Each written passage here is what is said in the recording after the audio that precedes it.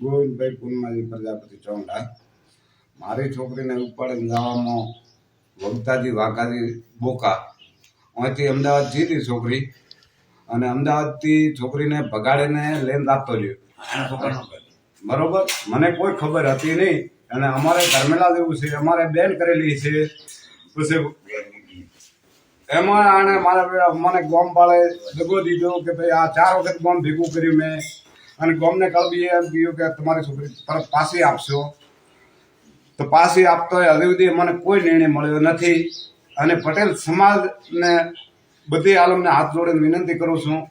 કે મારી છોકરી મને પાછી અપાવો અને હું તમારા તકે વિનંતી કરું મારી સમાજ ભેગી કરવાની હતી તો પણ મને નથી કરવા દીધી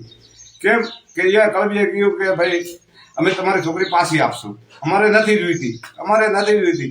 પણ એમ કરતા 8-9 મહિના મને કઢાવી નાખે છે હજુ સુધી કોઈ મને હવે મારવાની ધમકીઓ આપે છે હું દૂધ ભરાવા નથી જતો મારા ઉપર ખર્ચો ખૂબ કરી નાખ્યો મેં કોઈ હજુ સુધી મારો કોઈ નિર્ણય આવ્યો નથી અને હું એમ કહું છું કે બધી આલમને કે મારી છોકરી હજુ સુધી મને પાછી આપો હું ધન્યવાદ કહું છું ખૂબ ખૂબ આભાર માનું છું કે હું તમારો અને મેં ગોમને કીધું તો કે આ ગોમની દીકરી છે બધા આગેવાનોને કીધું તો મેં કહ્યું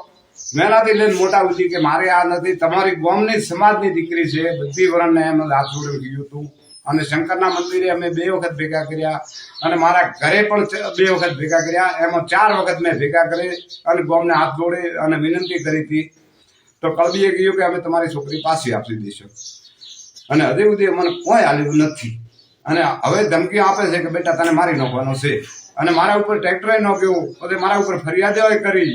અને એ જે એમ કે છે કે છોકરી પાસે હું ફરિયાદ કરાવું દીકરા બધા કુંભારોને હલવાવી દઉં એ બોકા સમાજના જ કે છે